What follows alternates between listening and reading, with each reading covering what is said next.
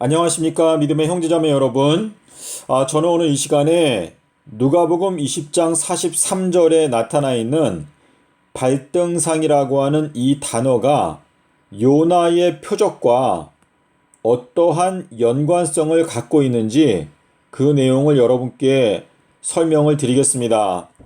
자, 이 말씀은 시편 110편 1절에 있는 말씀을 예수님께서 누가복음에서 인용하신 것인데, 주께서 내 주께 말씀하시기를 내가 너의 원수로 내 발등상이 되게 하기까지 너는 내 우편에 앉아 있으라 라고 말씀을 하셨다 라는 것을 예수님께서 이제 누가복음에서 말씀을 하셨는데요.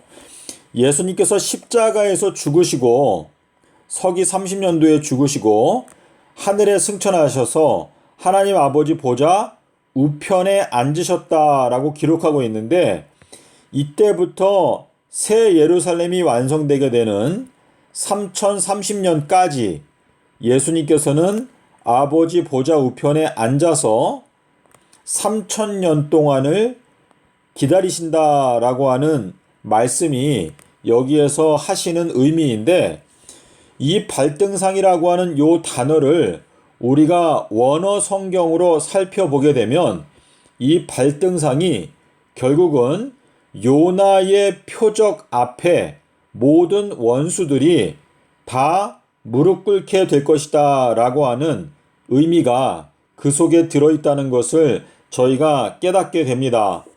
자, 예수님께서 수요일 날 십자가에서 죽으시고 그리고 땅속에서 3일을 지내시고 일요일에 부활을 하셨는데요. 이 예수님께서 걸어가신 이 길이 바로 영생의 길입니다.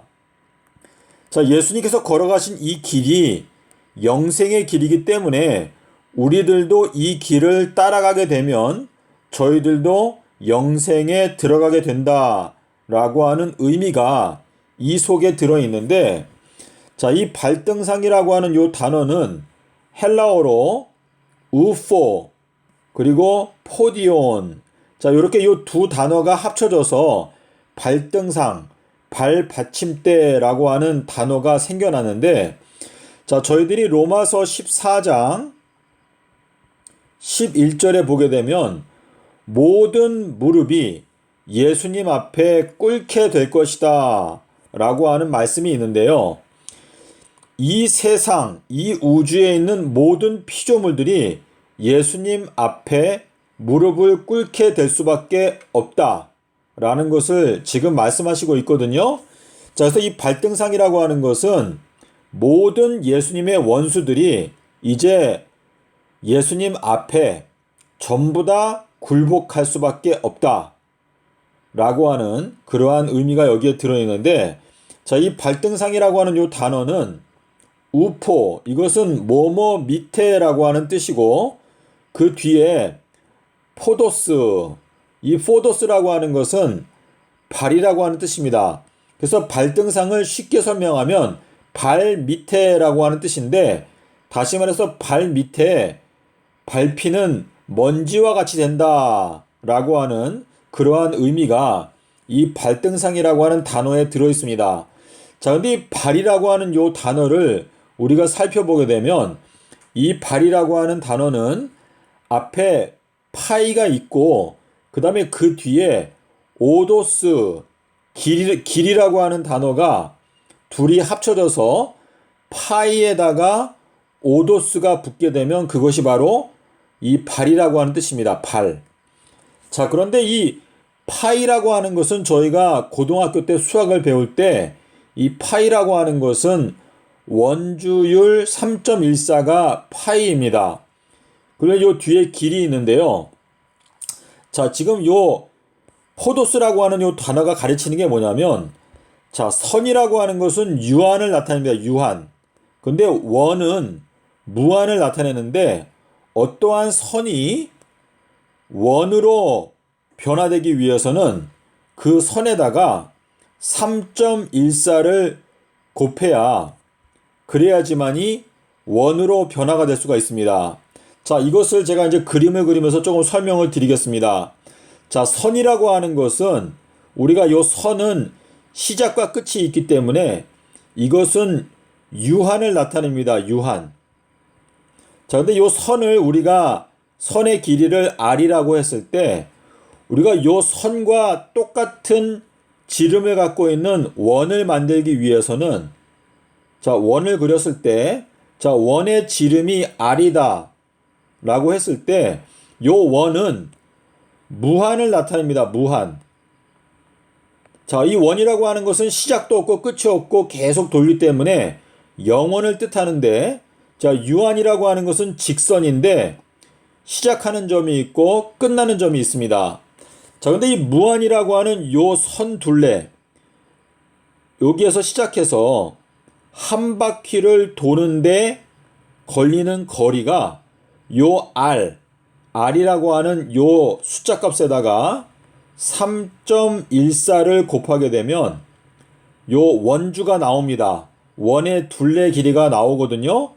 자, 그래서 지금 수학적으로 우리가 요 살펴봤을 때 어떤 유한한 존재가 영원한 세상으로 넘어가기 위해서는 3.14를 곱해야 한다라고 하는 뜻이거든요. 자, 그래서 우리가 예수님께서 십자가에서 죽으시고 그리고 땅속에서 삼낮 삼밤을 지내시고 그리고 삼낮 삼밤이 지난 다음에 그 다음에 부활을 하셨습니다. 그래서 지금 예수님께서 이 영생의 길을 걸어가신 요 과정을 보게 되면 우리가 이 선과 원과의 관계, 유한한 존재가 어떻게 영원한 세계로 넘어갈 수 있는가? 그것은 3.14를 곱하게 되면 원으로 변화가 될 수 있다라고 하는 뜻인데, 이것이 요나의 표적에서도 똑같이 나타나고 있는데 주님께서 십자가에서 죽으셨다. 이것은 죽는다라고 하는 것은 유한한 존재의 특징이거든요. 자, 그래서 유한한 존재처럼 십자가에서 죽었다. 다시 말해서 끝을 맞이했다라고 하는 뜻인데, 십자가에서 죽고 그리고 삼낮 삼밤, 자, 삼낮 삼밤이 완전히 지나간 다음에 영생의 몸으로 부활을 한 것입니다. 자, 그래서 여러분께서 요 3.14에 대해서 헬라어 원어를 가지고 지금 생각을 해 보시게 되면, 자, 발등상, 발 밑에 라고 하는 것은 이 파이에다가 길, 영원으로 가게 되는 그 길 밑에 모두 꿇게 된다라고 하는 뜻인데, 그것은 삼낮 삼밤 땅속에서라고 하는 이 말씀이 영생으로 넘어가게 되는 영생의 길인데, 이 영생의 길 밑에 모든 원수들이 무릎을 꿇게 될 것이고 그 밑에 먼지와 같이 밟히게 될 것이다 라고 하는 의미가 지금 요 발등상이라고 하는 단어 자체 속에 들어 있습니다. 자, 그래서 제가 여기에 발등상이라고 하는 것은 길 밑에 그리고 삼낮 삼밤 밑에 원수들이 밟히게 된다. 그리고 삼낮 삼밤이라고 하는 것은 요게 영생을 뜻하거든요. 영생의 길인데 이 영생의 길 밑에 전부 다 원수들이 밟히게 될 것이다. 그래서 제가 여기 밑에 정리를 하기를 모두 영원한 길 밑에 무릎을 꿇게 된다. 자, 삼낮 삼밤이라고 하는 것은 우리 죄를 지어서 유한한 존재가 된 우리들을 영생의 길로 인도하는 핵심적인 길인데, 이 삼낮 삼밤 밑에 모든 원수들이 무릎을 꿇게 되고 먼지와 같이 밟히게 될 것이다 라고 하는 의미가 지금 우리 기하학적으로 여러분께서 생각을 해보시면, 제가 이 내용을 보면서 하나님께서 지금 현재 온 세상을 통치하고 계신다. 자, 수학자들이 이 수학을 연구할 때, 기하학을 연구할 때 자, 파이라고 하는 이름을 붙이면서 파이가 3.14이다 라고 하는 것을 이렇게 정했는데요.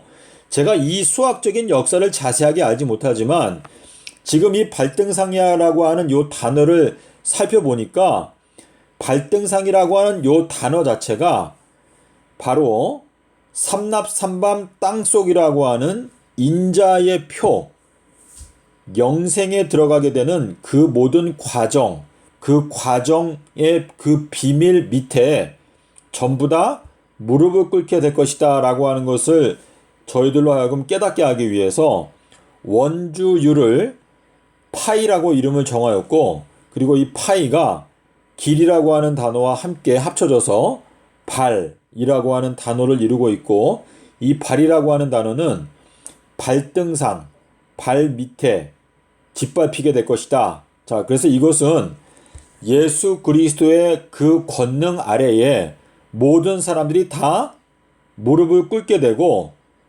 악한 자들은 먼지와 같이 발 밑에 밟히게 될 것이다 라고 하는 것을 증거하고 있습니다.